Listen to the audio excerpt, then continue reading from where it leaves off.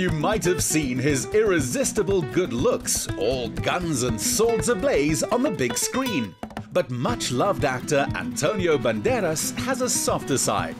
We caught up with a Spanish heartthrob in Joburg to find out what brings him to this country. Antonio, a very warm welcome to South Africa and to Top Billing. We are absolutely ecstatic that you're in the country. What's your stay been like here so far? Smiles. I found a lot of smiles everywhere. The hotel, this morning at the press conference that we just finished, and now presenting the exposition and seeing the pictures. I have no idea if I'm going to have actually time just to walk around freely.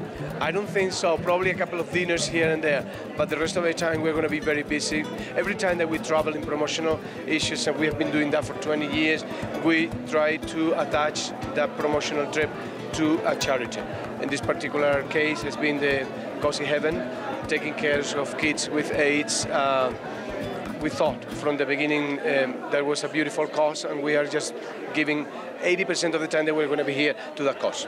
Named after young AIDS activist Nkosi Johnson, the charity supports mothers and children affected by HIV/AIDS. Gail, you've been doing an incredible job for such a long time. What's it like having someone like Antonio Banderas using his platform to be able to help?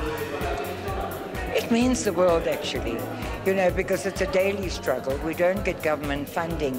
So when someone international, the caliber of Antonio Banderas, wants to support Cozy's Haven, it's like manna from heaven. There seems to be such care and concern for his fellow human beings, which is wonderful. And it's lovely that he puts his money where his mouth is. With a passion to share and inspire, Antonio's traveling photographic exhibition titled Women in Gold reflects his admiration and respect for women and a keen artistic eye. What's the man like behind all the lights and the cameras? I get to meet a lot of people of his stature, and it's just always so incredible to me how humble they are, how keen and interested they are in not just what you have to say, but who you are. And for that moment, you're the only person in the world, and for me, that's just, it brings the best out of me, and it's always incredible to hang out with people like that. What did it take to put an event like this together, and what's it been like partnering with one of the most recognizable global icons in the world? Fortunately, with the experience that I have from my previous agency that I used to work for, I've done a lot of stuff with international artists, so it's really been easy, and Antonio's been incredibly amazing. Women in Gold, what do you make of that? When you look at women and when you look at the raw material of gold, it's symbolic. It's symbolic of just something that is absolutely beautiful, something that really just can't wane with time, and that is resilient. So I think it's an incredible concept. I love the combination. While we're on that topic, what are some of your favorite pieces? I love hope, especially considering the theme for today and the gold bars. I think it was just a very interesting piece for today. So yeah, I really love that one. It's a powerful piece. I love his photography. Some of the stuff are really amazing, abstract but really clear. I like the way he plays with the light. Very simple stuff, but beautiful stuff. My favorite piece is the one with the baby. I think that it's a beautiful piece because of the initiation that he's doing here in the country with Nkosi Johnson, and I love that he focused on the children. Acting mainly in Spanish films early on in his career, Antonio's big break came when he starred alongside Tom Hanks in the acclaimed AIDS-related film Philadelphia. Antonio Banderas, welcome to Top Billing. Thank you very much. So amazing to have you here in South Africa. Are you here to show us your photographic side? Abilities, and you're really good. No. When did you first pick up the camera and discover this talent? Well, I'm an aficionado from a long time ago. I travel with my cameras. Now with the iPhones, you're just making pictures everywhere. But it's work that I do for myself. I never publish pictures until actually the company proposed me to do that. They knew about that passion of mine, and they said, well, you want to do something that actually we can use in promotion, and at the same time, if we sell those pictures, all of those funds are going to go to the charities that we play from the beginning.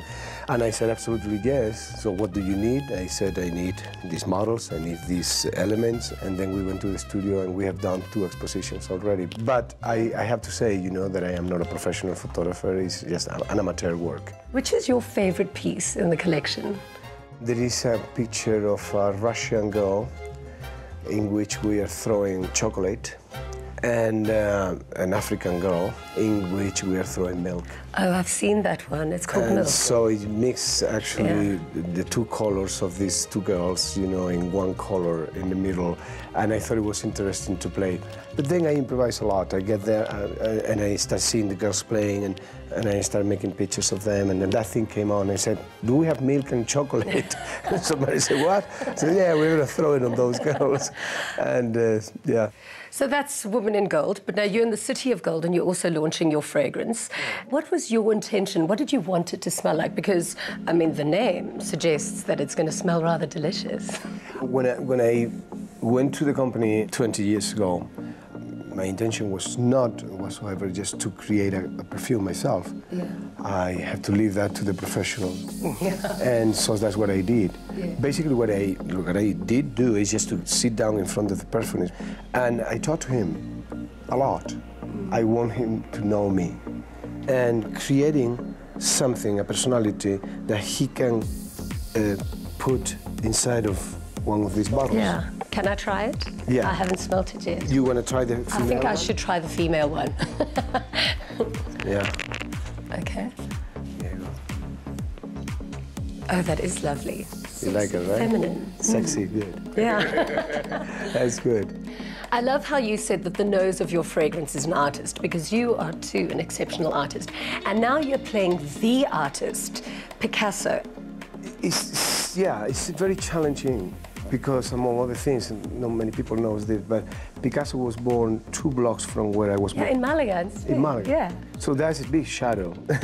I mean, if I don't do this well, I may not be able to go back to my hometown. I think they're going to love you. Really?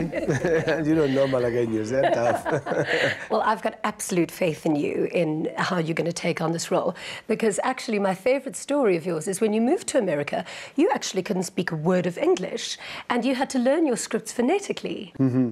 It was very, very, very weird. I had an interpreter just to talk to the director. Yeah.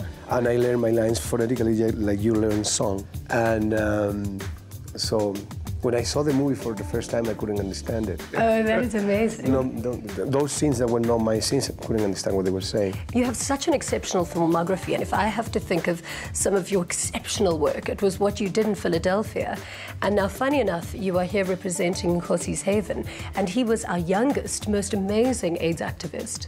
What drew you to the charity? What made you so interested in working with Nkosi's Haven? Every time that we travel all around the world, we have done this thing that I am doing now.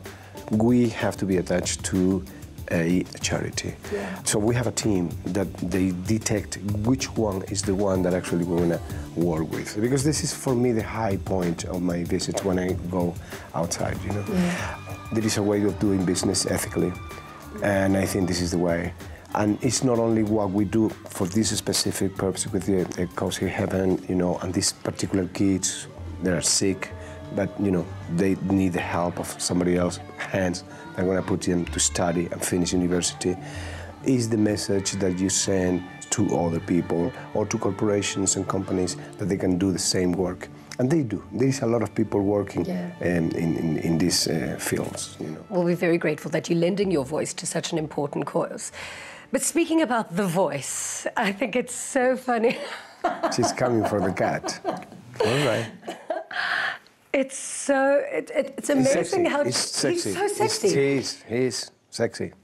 Did you come up with the voice, or do you work with somebody to come up with the voice? I was actually doing Broadway at the time when Jeffrey Katzenberg called me and says, "We have a character for you in Shrek." Yeah. I said, "What am I going to do?" He said, "A cat." And then, you know, I didn't know the cat at the time. They didn't show me pictures, anything like that. So one night in New York, I went to do my first recording, and they showed me all the pictures the morning, and, you know.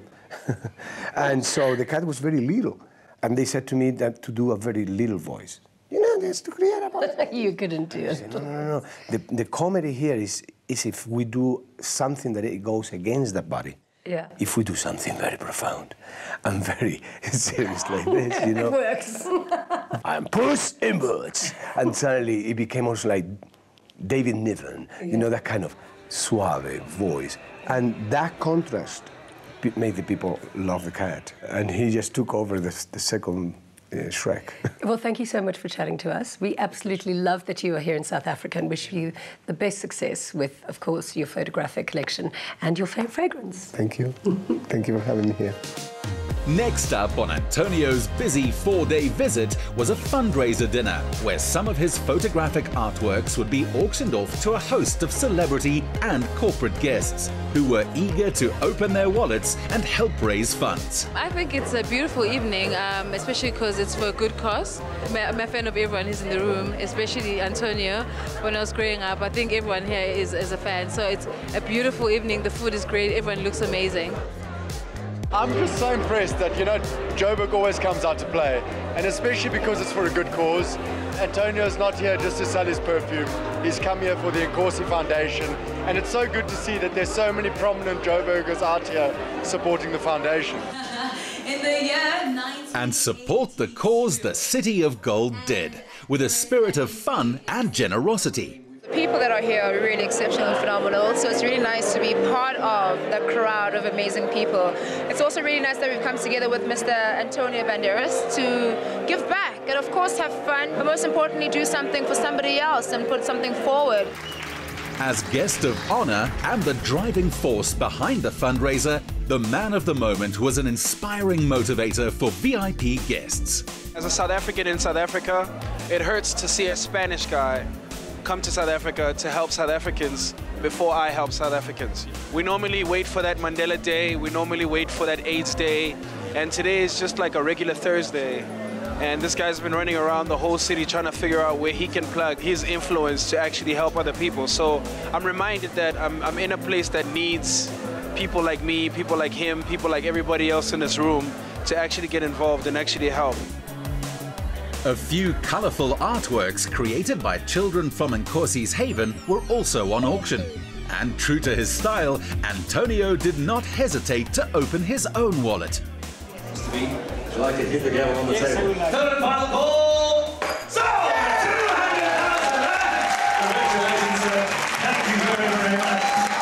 Breaking down to 200,000. It's been a great evening, I think, just in terms of networking, but more than that, just to see his heart for South Africa and to be able to lend a hand into making South Africa a better place is really incredible. So I'm really proud to be part of this event and to be here tonight. It's awesome. It's been a glamorous evening, it's been a wonderful evening of connecting with people, but it's also been an evening of substance. I think that Antonio's commitment, lifetime commitment to Nkosi's Haven, to assisting them is phenomenal. So it's just been a wonderful mix of style and fun and glamour and substance. With an impressive 1.2 million rand raised, Antonio Banderas combined business and charity for a good cause.